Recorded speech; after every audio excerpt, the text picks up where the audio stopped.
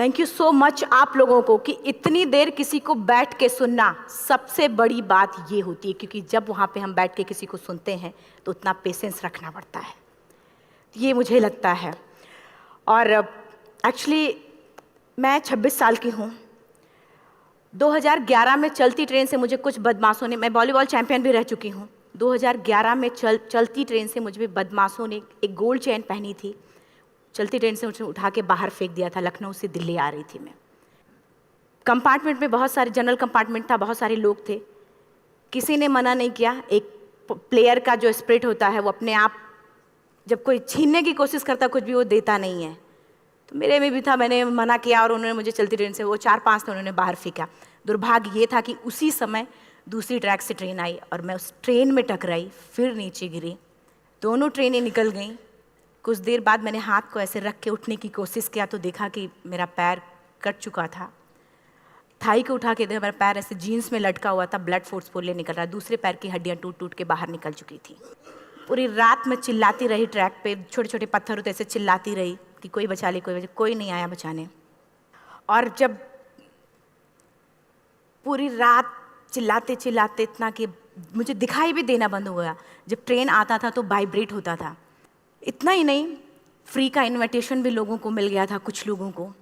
Track पे आपने train की ट्रैक पे छोटे छोटे चूहे देखे होंगे, मेरे कटे हुए पैर पे आग के मेरे पैर कुतर रहे थे। मैं ब्रेन कॉन्शियस मेरा पूरा काम कर रहा था मेरे, लेकिन बॉडी में कोई भी मूवमेंट नहीं था। पूरे पल में वही चीज़ें सोच कि कैसे मैं अपने आप को कैसे बचा पाऊँ। लेकिन करीब पूरी रात ऐसे बीता। सुबह गांव वालों ने मुझे बरेली डिस्ट्रिक्ट हॉस्पिटल यूपी में है, वहाँ पे हुआ था ये।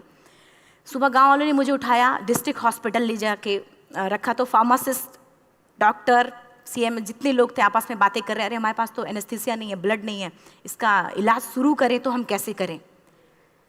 मुझे भी नहीं दिखाई तो नहीं, लेकिन मेरा सुनाई दे रहा था सब कुछ वहाँ पे। कहाँ से हिम्मत आई मुझ में, मुझे भी नहीं पता। मैंने बोला वहाँ पे कि सर जब मेरा पूरा पैर कटा, तब मैंने इतनी देर रेलवे ट्रैक पे थी, मैं उस चीज़ को बर्दाश्त किया, तो अभी तो आप मेरे अच्छे के लिए मेरे पैर काटेंगे। शायद आपको यकीन नहीं होगा, या फिर कभी आप लोगों ने ये चीज़ नहीं देखी, कोई डॉक्टर या फार्मासिस्ट अपना ब्लड दे के किसी पेशेंट को बचाया।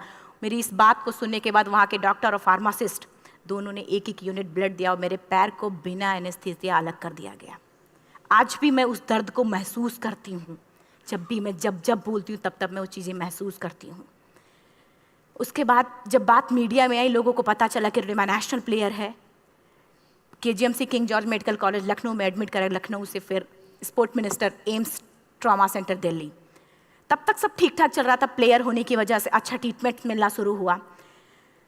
करीब 4 महीने मैं एम्स में रही।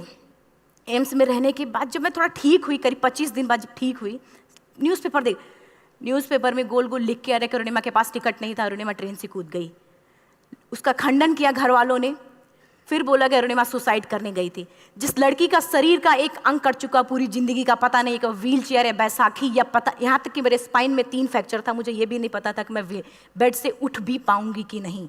अंदाजा लगाया जा सकता, सिर्फ अंदाजा लगाया जा सकता है कि उसकी दिलो दिमाग पे क्या चल रहा होगा, उस परिवार की क्या स्थिति रही होगी, जब जिस परिवार की एक यंग एज लड़की का इस तरीके का सिचुएशन हुआ हो। फिर भी कहते हैं कि जहाँ चाह होती वहाँ राह मिली जाती है।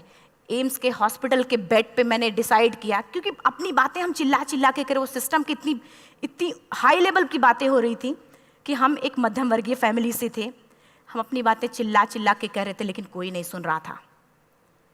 लेकिन कहते हैं मैंने अपने दिल, दिमाग, अंतरात्मा से ये चीज़ सोच लिया कि ठीक है, आज आपका दिन है, जितना चाहो बोल लो, एक दिन तो मेरा दिन आने वाला, मैं प्रूफ कर दूंगी कि मैं क्या हूँ, मैं क्या थी, ये मैं प्रूफ कर दूंगी। हॉस्पिटल के बेड पे डिसाइड किया वॉलीबॉल नहीं, लाइफ का सबसे टफ गेम करना है, तब मैंने माउंटेनिंग चुना। जब मैंने माउंटेनिंग कहने और करने में बहुत फ़र्क होता है। जब मैंने माउंटेनिंग की बात सोची और लोगों के सामने, सबसे बड़ी चीज़ थी सही गाइडेंस में ट्रेनिंग लेना, दूसरा स्पॉन्सरशिप। इतना बड़ा एक साथ तो मैंने 40 से 50 लाख मैंने वाकई में कभी नहीं देखे थे पहले। मेरे लिए बहुत बड़ी चीज़ थी वो इकट्ठा कर पाना। जब मैंने लोगों के सामने रखा कि मैं माउंटेनिंग करना चाहती हूँ, एवरेस्ट के लिए मुझे ट्राई करना है, हर किसी ने मुझे बोला कि क्या है, पागल हो चुकी हो क्या, तुम्हारा दिमाग खराब हो चुका, तुम कभी नहीं कर सकती माउंटेनिंग। एक पैर आर्टिफिशियल है, दूसरे में रॉड है, और तुम्हारा दिमाग खराब है, स्पाइन में भी फ्रैक्चर है, तुम पागल होगे, चुपचाप कोई नौकरी करो, जीवन यापन करो। क्योंकि लोगों का सबसे बड़ा प्रॉब्लम ये होता है, लोग फिजिकल देखते, पैरों को मेरी अंतरात्मा में क्या चल रहा था वो तो किसी को पता ही नहीं था।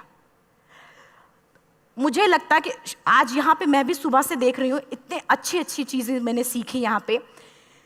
बहुत बड़े बड़े स्पीकर को शायद आप लोगों ने भी सुना, आज मैं भी आपको यहाँ पे कि चाहे जितना मोटिवेट करूँ, चाहे जितना चीज़ें मैं बताऊँ, लेकिन मुझे लगता है सबसे बड़ा मोटिवेटर कौन होता है? आप खुद। जिस दिन किसी भी लक्ष्य के प्रति आपकी अंतरात्मा जाग गई, आपको कोई नहीं रोक सकता उस लक्ष्य को पाने में।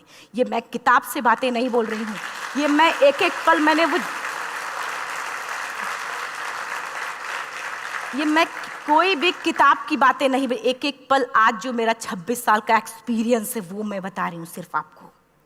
उसके बाद किसी तरीके से मैनेज किया मैंने। भाई साहब, मेरा परिवार मेरा बैकबोन था।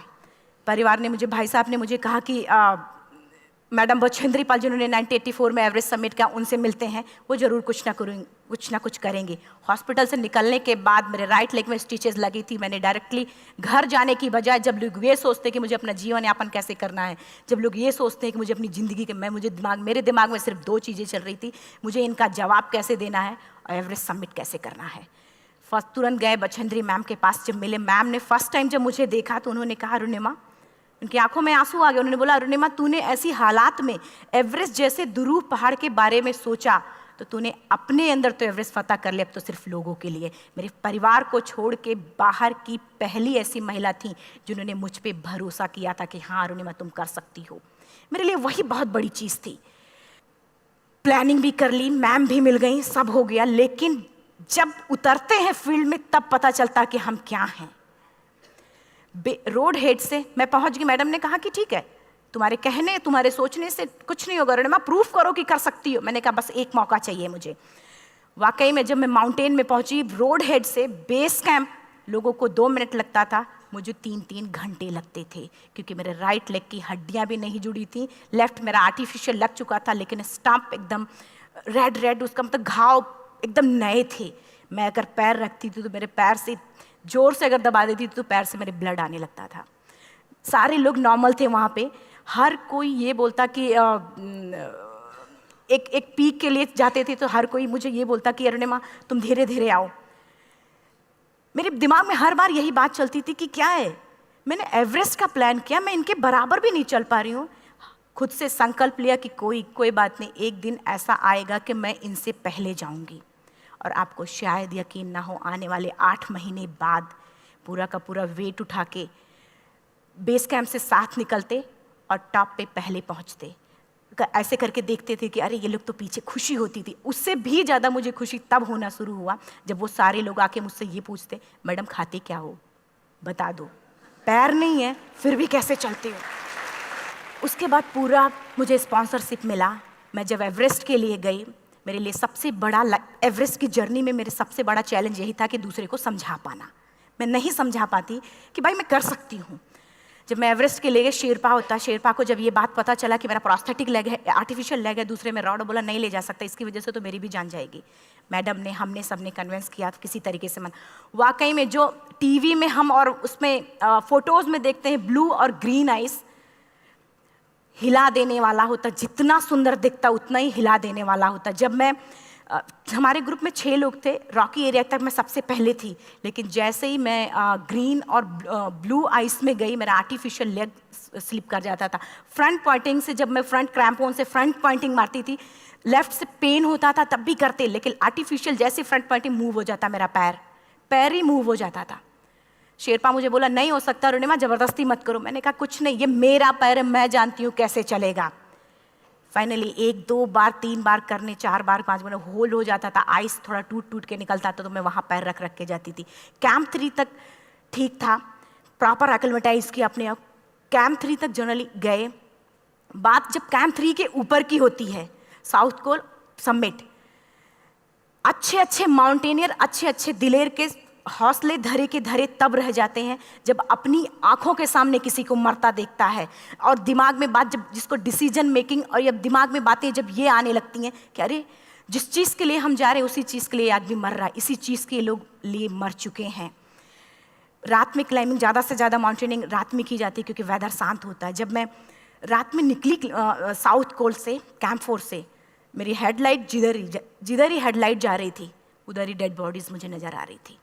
मेरे रोंगटे खड़े हो रहे थे, मुझे समझ में नहीं आ रहा था कि मैं करूं तो क्या करूं। इतना ही नहीं, मैं जिस रोप में थी उसी रोप में जब मैं आगे जा रही हूं और एक बांग्लादेशी, उनका हाथ हल्का हल्का ऐसे हिल रहा, मुंह से आवाज आ रही थी। मैं एक्सप्लेन नहीं कर सकती मुझे कितना डर लग रहा था।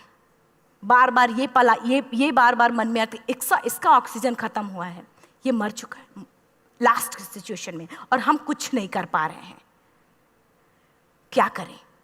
उसके बाद मैंने 10 से 15 मिनट सिर्फ मैं वहाँ खड़ी रही।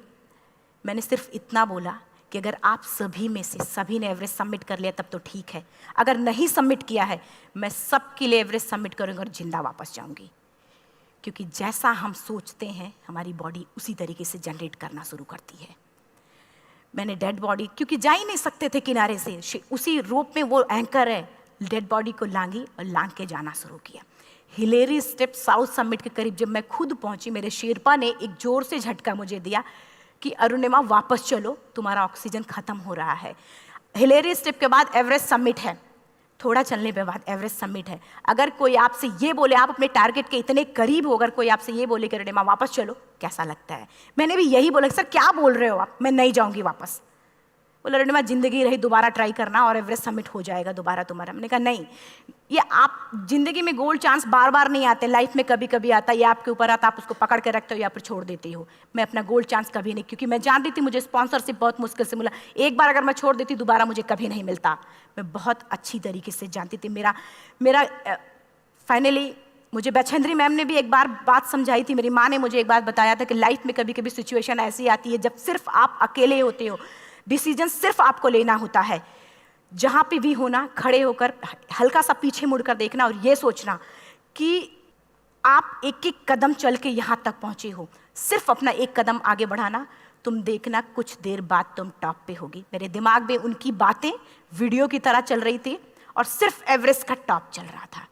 मैंने शेरपा को पहले कन्विंस करने की कोशिश की कि भाई चल, कुछ नहीं होगा भाई चल। फाइनली जब वो नहीं माना, मैंने एक कदम आगे बढ़ाया, डिसीजन लिया कि नहीं, जाना ही जाना है। आगे बढ़े, करीब 1 से 1.5 घंटे बाद मैं टॉप पे थी। और इतना ही नहीं, आज भी मैं जितनी बार बोलती हूँ उतनी बार मैं महसूस करती हूँ, मेरे रोंगटे खड़े हो जाते हैं, मेरा दोनों हाथ ऊपर करके जोर जोर चिल्लाने का मन कर रहा, कितनी जोर से चिल्लाऊं कि सबको बता दूं कि आज मैं टॉप ऑफ द वर्ल्ड पे हूं। उन लोगों को बता दूं जो लोग ये सोचते हैं, लड़की, दूसरे विकलांग, तीसरे मिडिल क्लास में, जो लोग एक बार हार के फिर दोबारा लड़ना नहीं चाहते, जो लोग हारने के बाद सोचते हैं कि हम दोबारा कुछ कर नहीं सकते, उन लोगों को मैं चिल्ला चिल्ला के टॉप से बताना चाहती थी कि नहीं, आप सब कुछ कर सकते हो। सिर्फ एक सोच की विकलांगता, हैंडीकैप आदमी यहाँ से होता है, यहाँ से नहीं। अगर यहाँ से जो आदमी विकलांग है तो नॉर्मल आदमी भी विकलांग है, जो अगर यहाँ से विकलांग है। चिल्ला चिल्ला के मैं बताना चाहती थी। मैंने शेरपा से कहा कि आप एक फ़ोटो खींच लो, क्योंकि सारे लोग फ़ोटो, अपना नेशनल फ्लैग का जो वैल्यू होती है ना, वो जो हम कहीं बाहर होते हैं तो पता चलता है। मुझे भी बहुत खुशी हो रही थी, फ्लैग को हग किया और बोला फ़ोटो खींचो। बोला पागल हो गई है, तेरा ऑक्सीजन कभी भी ख़त्म हो जाएगा, नीचे चल। नहीं, फ़ोटो खींच लो। फ़ोटो खींचा उसने। वो तो अगली बार इतना तेज गुस्सा हुआ, मैंने उसको बोला कि भाई वीडियो भी बना ले। 8848 की हाइट पे ऑक्सीजन खत्म हो रहा है, आज हम भी हंस रहे हैं आप लोगों के साथ क्योंकि यहाँ पूरा ऑक्सीजन है। और 8848 की हाइट पे जब मुझे शेरपा, कोई भी शेरपा को बोलेगा भाई वीडियो बना, तो परेशान हो जाएगा, पागल हो चुकी क्या, तुम मर जा, यहाँ मैं जा रहा हूँ नीचे। मैंने कहा नहीं, कुछ नहीं होगा, आप बनाओ वीडियो। किसी तरीके से मैं 4-5 पेयर बैटरी रख के लेके गई कि डिस्पोजल कैमरा, एक अलग कैमरा की, मतलब एक नहीं काम करेगा तो दूसरा करेगा, प्रॉपर प्लानिंग से। शायद आप लोग भी सोचो कि वाकई में लड़की को इतना बड़ा रिस्क लेने की क्या जरूरत थी, कि जिंदगी कभी भी जा सकती थी इसकी। लेकिन मैंने वो रिस्क लिया क्यों? क्योंकि मैं चाहती थी, कहीं ना कहीं से मेरे भी दिमाग में ये बात आ चुका था कि मैं जिंदा वापस ना जाऊं। मैं चाहती थी कि अगर मैं जिंदा ना जाऊं तो ये वीडियो मेरे इंडिया शेरपा से मैंने यही बात बोली, ये वीडियो अगर मैं जिंदा नहीं जाती हूँ, ये वीडियो मेरे इंडिया पहुँचा देना, मेरे यूथ तक चला जाएगा। क्योंकि मैं चाहती थी कि 11 अप्रैल 2011 को मेरा एक्सीडेंट हुआ, 21 मई 2013 10:55 पे मैं टॉप ऑफ द वर्ल्ड पे थी। ऑलमोस्ट 1 से 2 साल के अंदर कैसे यहाँ से मैंने ये चीज़, मैंने कभी भी कामयाब होने के, मेरी वो जिंदगी बन चुकी थी, मेरा जुनून बन चुका था, मेरा पैशन मेरा जिद बन चुका था। वो मेरा सोते उठते बैठते सिर्फ मुझे एवरेस्ट दिखाई जाए। और मुझे लगता है किसी को भी अगर अपना लक्ष्य पाना है, यहाँ से अगर वो पागलपन जब तक नहीं आएगा तब तक नहीं होगा। वो फाइनली उसने वीडियो बनाया। आप बोल रहे फटाफट रोनिमा नीचे भागो। जब मैं टॉप पे थी तो कुछ लोग और भी थे, लेकिन 10:55 पे मैंने एवरेस्ट समिट, 11 बजे के बाद अगर कोई अटैम्प्ट करने की कोशिश करता है उसको सुसाइड अटैम्प्ट बोलते हैं। जैसे ही मैं नीचे चलना शुरू की, मैंने कहा भाई हाँ चल नीचे चलते हैं। ज़्यादा से ज़्यादा मौतें नीचे आते वक्त होती हैं एवरेस्ट पे। जब मैं नीचे आ रही हूँ, थोड़ा दूर ही मैं नीचे चली थी, मेरा ऑक्सीजन पूरी तरीके से ख़त्म। सिर्फ अंदाज़ा लगा सकता कि जब ऑक्सीजन ख़त्म हुआ क्या परिस्थिति रही होगी। मैं ऐसे नीचे गिर गई और शेरपा मुझे बोला कि रोनिमा मुझे यकीन नहीं था कि तू एवरेस्ट सबमिट कर पाएगी, लेकिन फिर भी तूने किया। मैं चाहता हूँ कि रोनिमा जिंदा चल, तू वापस उठ, खड़ी हो। मुझे खड़ा करने की वो कोशिश कर रहा था बार बार, मैं खड़ी नहीं हो पा रही थी, वाकई में दम ही नहीं था। लेकिन फिर भी कहते हैं कि जैसे हमारे नियम होते हैं वैसे ऊपर वाले के भी नियम हैं। उसकी लिस्ट में जब मेरा नाम नहीं है तो वो मुझे नहीं ले जा सकता। अगर दूसरी चीज़, मेरा कॉन्सेप्ट एकदम क्लियर हो चुका था। जब रेलवे ट्रैक पे मैं थी, रेलवे ट्रैक पे 7 घंटे में पड़ी थी, 49 ट्रेन अप डाउन हुई थी, तो मेरा कॉन्सेप्ट एकदम क्लियर हो चुका था। इसका मतलब है कि ऊपर वाले ने अगर मुझे कुछ बचाया है तो कुछ ना कुछ इतिहास रचने के लिए बचाया है। मैंने पॉजिटिव तरीके से सोचा। और उसी समय एक ब्रिटिश क्लाइंबर नीचे से ऊपर आ रहा था और उसके पास 2 ऑक्सीजन, तो उसने एक को वहीं फेंका और दूसरे को लेके नीचे जाना शुरू किया क्योंकि वेदर ख़राब था। मेरा शेरपा मुझे एंकर किया और जाने लगा नीचे, और वो फटाफट उसको लेके आए, मुझे लगाया। उसने बोला रोनिमा तू बहुत लकी है कि तुझे यहाँ पे ऑक्सीजन मिला है। वाकई में ऊपर वाला भी चाहता है कि तू जिंदा रहे। वो मुझे बार बार लकी लकी बोल रहा था। शायद आप लोग में से भी कोई होगा कि जो लक और भाग्य जैसी चीज़ों पे यकीन करता हो, या पता नहीं भी। मैं किसी की भावनाओं को ठेस नहीं पहुंचाना चाहते, लेकिन मैं किसी भी चीज़ों पे भरोसा नहीं करती, क्योंकि मेरा मानना है कि लक भी उसी का साथ देता है जिसके अंदर जीतने का जज्बा है। अगर आपके अंदर जीतने का जज्बा नहीं है, चारों तरफ सिर्फ बहाने होते हैं, सिर्फ बहाने, इतना सारा एक्सक्यूज़ होता है। शायद मैं भी अगर वापस आ गई होती तो मैं बोल देती मेरा ऑक्सीजन खत्म है, कोई मुझसे पूछने ना बचेंद्री मन ना मेरा परिवार, कोई भी मुझे पूछने नहीं आता। लेकिन क्या कभी मैं अपने आप को समझा पाती? कभी नहीं। फाइनली जो भी था, लक भाग्य किस्मत में नीचे आ रही थी, बहुत खुश थी। माउंटेन, डेड बॉडीज, मेरा शेरपा, ये लोग थे। मैं किसी से शेयर भी नहीं कर पा रही थी कि अरे मैंने एवरेस्ट सबमिट किया, किसी से शेयर भी नहीं कर पा रहे थे। फटाफट मैंने नीचे हील मार के, हमारे से हील मार के नीचे आ रहे थे। एकाएक मेरा प्रोस्थेटिक लेग, पूरा का पूरा लेग ही निकल गया। -60 डिग्री तक टेम्परेचर डाउन हो जाता है एवरेस्ट पे। मेरा हाथ वगैरह ये सब ऐसे मूवमेंट, ऐसे मुड़ नहीं रहा था, ब्लड निकलने लगा था, ये सब यहाँ तक। मुझे शेरपा से मैं बोल रही हूँ कि ऑलरेडी मेरा पैर कटा हुआ है, अगर दिमाग में ये बात है कि मेरा हाथ भी काटना पड़ेगा, कैसा लगेगा मेरा दिमाग। क्योंकि ये ऐसा मूवमेंट, रेड 3 स्टेज होती हैं। रेड मेरा हो चुका था, रेड, ब्लैक, ब्लू, ब्लैक हो तो काटना पड़ेगा। तो बार बार मैं बोल रही हूँ शेरपा से कि भाई हाथ मेरा कुछ हो रहा है, इसमें मूवमेंट नहीं हो रहा है, यहाँ सबसे ब्लड हो रहा है। बोला रोनिमा कुछ नहीं, जितना नीचे जाएंगे उतना अच्छा होगा। प्रोस्थेटिक लेग मेरा निकल चुका है, मैं रुकी हूँ, मेरा ऑक्सीजन चल रहा, बड़े मुश्किल से, लक भाग्य किस्मत जो भी था मुझे मिला था। शेरपा मेरे आगे है, लास्ट मोमेंट तक वो मुझे बोलेगा, अगर वो मैं नहीं चलती वो मुझे छोड़ के चला जाए। गलती उसकी भी नहीं होती, क्योंकि वो क्या करे, क्लाइंबर की वजह से या तो अपनी जान वो भी दी, गलती उसकी भी नहीं है। लास्ट में मेरी आंखों से आंसू निकलने लगा। मैंने सोचा क्या करूं अब, रोने अपने आप आंसू ने कहीं ना कहीं से आ ही जाता है। दूसरे पल मुझे समझ में आ गया कि रोने धोने से कुछ नहीं होगा। मैंने आंसू को पोंछा और रोप, जो मेरी रोप थी, रोप को पकड़ा, दूसरे हाथ से आर्टिफिशियल लेग को, पैर को घसीट के चलना शुरू हो गया, क्योंकि मेरे पास यही था। ये तो दूसरा था, गिव अप कर दो ही चीज़ थी। पैर को घसीट चलना शुरू हुआ। कुछ दूर नीचे चलने के आने के बाद रॉक था, उसमें घुसे, पैर को खोला, सही किया, फिर नीचे चलना। Camp 4 to summit to camp 4 3500 feet है, और इसमें टोटल जनरली लोग 16 से 17 घंटे में सबमिट कर लेते हैं। मुझे टोटल 28 घंटे लगे थे। हर माउंटेनियर, चाहे बाहर का या फिर इंडिया का, हर किसी ने ये मान लिया था कि अरुणिमा जिंदा वापस नहीं आएंगी। हर किसी ने ये चीज़ मान लिया था।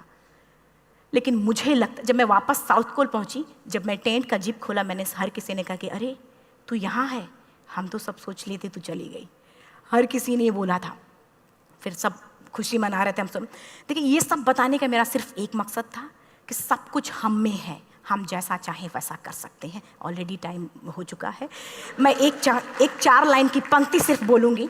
मैं एक्चुअली, मेरा एम है कि मैं वर्ल्ड के जो कॉन्टिनेंट हैं, कॉन्टिनेंट के हाईएस्ट पीक समिट करूं। एशिया का एवरेस्ट हो चुका है, अफ्रीका किलिमंजारो हो चुका है, यूरोप का एल्ब्रुस हो चुका है। 23 नवंबर को मैं जा रही हूँ ऑस्ट्रेलिया हाईएस्ट पीक के लिए। बस आप लोगों की गुड विशेस चाहिए। और 4 लाइन, अभी तो इस बाज की असली उड़ान बाकी है, अभी तो इस बाज की असली उड़ान बाकी है, अभी तो इस परिंदे का इम्तहान बाकी है, अभी अभी मैंने लांघा है समुद्रों को, अभी तो पूरा आसमान बाकी है। Thank you so much, thank you.